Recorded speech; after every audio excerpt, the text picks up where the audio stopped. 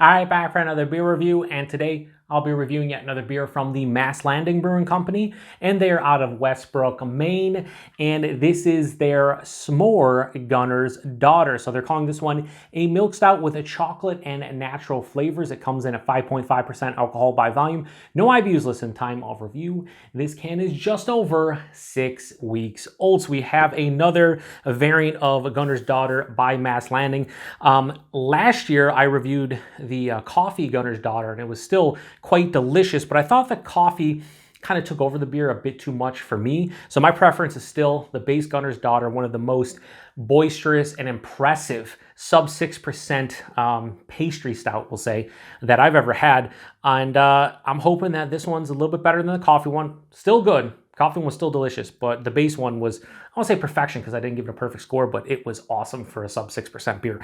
So this, they're just trying to give s'more flavor. So they say natural flavors, probably graham cracker, maybe marshmallow. Obviously, they're brewing this one with chocolate. The base beer is a milk stout with natural flavors. They go for like a chocolate peanut butter like milk stout, but it contains no nuts. Which is awesome for people who have peanut allergies or any kind of nut allergies. So hopefully this is a pretty damn good. We will see. So give it the pour here. Try to get a decent head. Something like that. Yeah. So put this over here and go ham on it. Anyway, yeah. It was pouring out more like a dark brown. In the glass is pitch black. Hold up to the light. Pitch black, this kind of has like a Coca-Cola look at the bottom here, but pitch black otherwise. Has a finger of a light brown, creamy looking head. Looks beautiful for what it's supposed to be. Nose. Yeah, there's so much s'more flavor, but then there's a huge roasty peanut butter. That is wild. It's like you made a s'more, right, with graham cracker, the marshmallow, and the chocolate, but you put a little bit of like peanut butter on it as well. That's pretty much what I'm getting. Yeah, so it's roasty, it's toasty, you get the roasted malt. First thing I get is a big, like rich peanut butter, but then the s'more flavor takes over and it smells like you just constructed a s'more. There's graham cracker, there's a vanilla marshmallow-esque type of thing, and there's a big chocolate note. It's like sweet milk chocolate. Wow. So as this is opening up a little bit in the glass, and I have this I kept it cold because most beers with any kind of adjuncts or whatever I keep in my colder fridge, and then when I want to review it, maybe 3, 4, 5 hours beforehand, I'll put it in the fridge, or maybe even the day before, to have it come to a proper temperature if it's a pastry beer of some sort, especially a darker beer. So this one I kept cold until I think it was yesterday. I put it in the fridge downstairs here, and it's like the fridge is like 52-ish, I think, right now. It fluctuates between 52 and 54 depending on how filled it is and, if I tweak it a little bit and whatnot. But yeah, I mean, it just smells like s'more now. Peanut butter's getting kind of lost behind that s'more flavor. Yeah, listen, it's called S'more Gunner's Daughter. I kind of know what this beer is supposed to replicate, and the nose is bonkers good. So let's get into it. Cheers, everyone.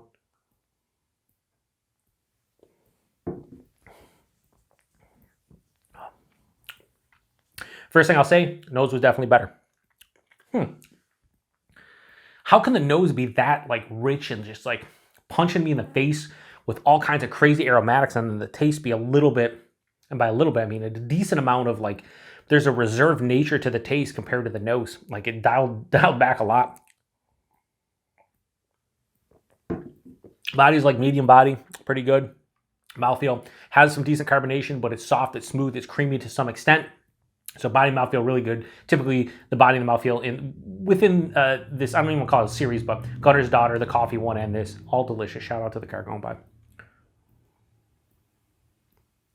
The taste though, man, that nose was screaming s'more. And then, again, rich peanut butter. The taste is more of like s'more with a little bit of peanut butter, but more of the base beer is coming to the forefront. So,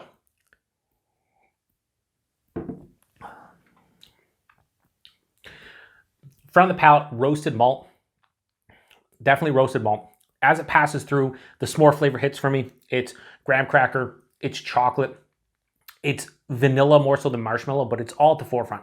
Then midway through the palate, there's a little bit of coffee that's kind of sneaks in, like a medium roast coffee, and then peanut butter. Although I'm getting more of like roasted peanut with this as opposed to straight out peanut butter. I finished semi-dry with a very mild bitterness. This beer really doesn't have a lot of bitterness, but it's definitely semi to almost full-on dry now. as I just took another sip. Definitely drying out. This is good. Again, this is, I think, maybe I should, I want to say the 0 for 2 with the variants, because I'm sure they have a bunch of different variants. I don't know how many they've canned. I've only seen the coffee and the s'more one in my neck of the woods. The problem I have with this specific beer, which was very similar to the coffee one, was I think the s'more flavor takes away from the heart and soul of this beer, which is that peanut butter, chocolate, coffee vibe. I do get that middle of the palate, but the s'more flavor kind of dominates. But the s'more flavor here isn't all that like crazy to me anyway. This is the best way I'll sum this up. If you want a more mild and subdued pastry stout, a pastry stout that's sessionable, like a sessionable pastry stout that isn't, 10, 12%, isn't crazy thick and over the top with the body and the mouthfeel, like just crazy creamy. If you want something that's a little bit more drinkable, this isn't crazy sweet either. Like that dryness is pretty big, breaks up the monotony of all the sweet flavors at the forefront. If you want a sessionable, easy drinking, and just enjoyable, like pastry milk stout at 5.5%, I think this would do it for you. For me, I always harken back to the Gunner's Daughter, the OG, just because of how good that beer is, and this just isn't that beer, right? It's a different take on it, and I think I missed that beer. That said, I do enjoy this one. I'm going to drink the rest of it, have no issues with it. I just wish maybe it was a little bit more flavorful on the palate, but I can see, maybe that would be an issue, again, saying that, it might make it too sweet, too rich, too much. I've had a lot of beers over the past month or so that I reviewed that I'm like, I'd like 6 ounces of this, but I know at the end of it it's going to be too sweet, and I don't want to drink the second half of the can or bottle. That's not going to be an issue with this.